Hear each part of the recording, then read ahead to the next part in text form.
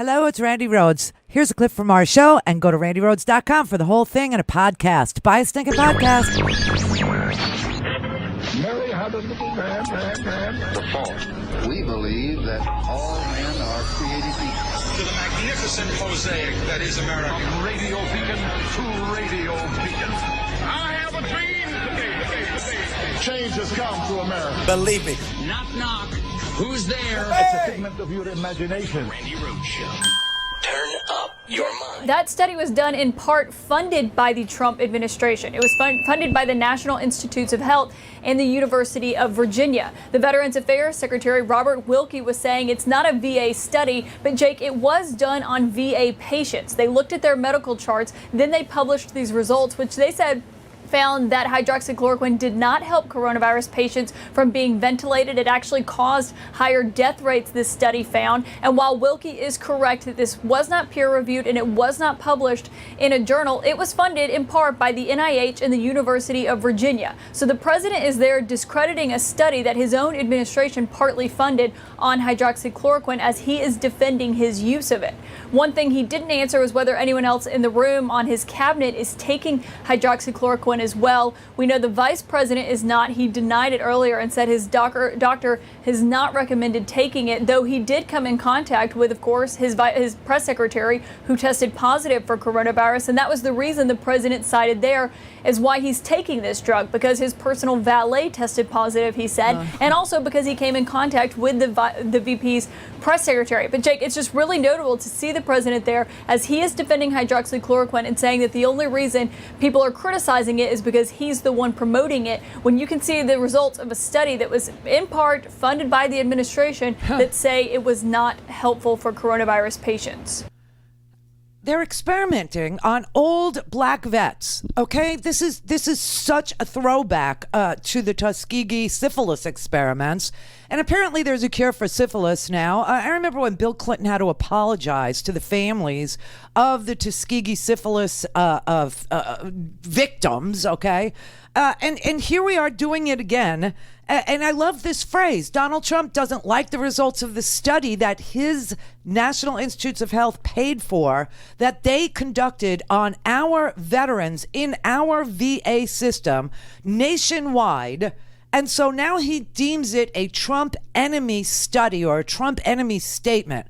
The term the rest of America would use is facts. And that he's using veterans as hamsters, lab rats. He said, the one survey, the only bad survey, they were giving it to people who were in very bad shape. They were very old, almost dead. So wait a minute. Are we supposed to test drugs on people who aren't sick? Then you could say they weren't sick. We gave them hydroxychloroquine and they didn't get sick. I don't even understand this man, okay? Why would anybody take any advice at all about anything from thrice married, three baby mamas for 5 kids? I mean, I don't. He said it was given by obviously not friends of the administration.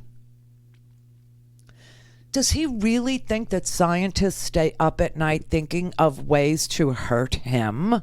What is this victimhood thing he's got going on all the time? These men died because he experimented on them 30% of the time, while 11% of them, without getting the hydroxy, did not die. I mean, this is just so, he's such a sick, unbelievably freaky man.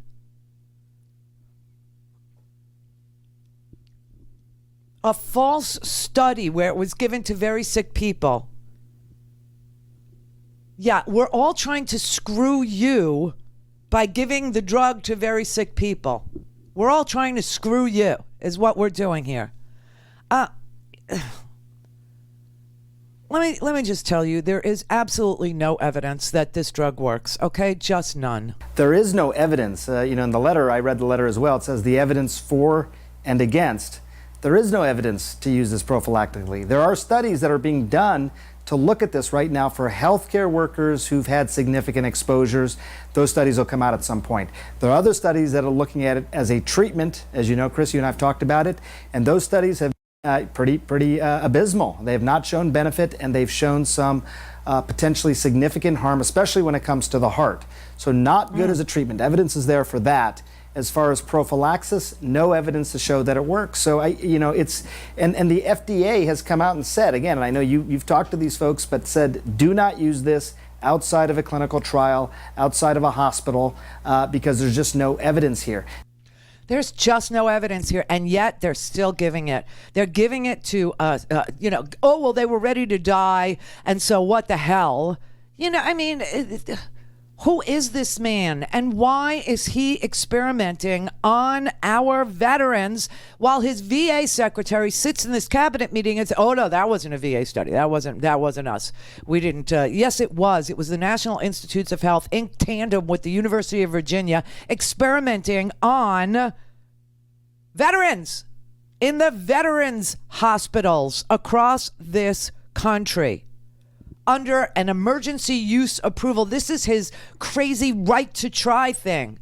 It's his crazy right to try thing, and it's doing more harm than it is doing good. And he's sitting there saying, I take it, and we don't even know if that's true. We just don't. But there's no evidence that it works prophylactic. Here's a doctor on the VA study. It's bizarre that the president rails on the study as if it's done by his enemies, because the actual study doesn't say anything negative about him at all. Let's clarify some of the issues. The VA study studied the effectiveness of hydroxychloroquine in treating rather sick people. And it was not, as you said, a prospective controlled trial. And it is possible that the sicker patients received the more medication than did the people who were less sick. And therefore, these retrospective studies are a guide, but they are not definitive. And as you said, more careful studies are needed. Now, that said, the hydroxychloroquine is now being used in order to prevent infection. And there, the scientific basis is virtually non-existent. So it's an idea for which there is absolutely no evidence. And he's just on the TV screaming about how great this is. Screaming. And the one drug that we do know is effective in shortening the length of time you are sick with coronavirus is remdesivir. And all of this hoopla about this other thing that has absolutely nothing, no effectiveness at all, no evidence to show it prevents, no evidence to show it helps you clear, no evidence that it does anything to keep you off of a ventilator. What the evidence shows, though, is that it causes other organs to fail,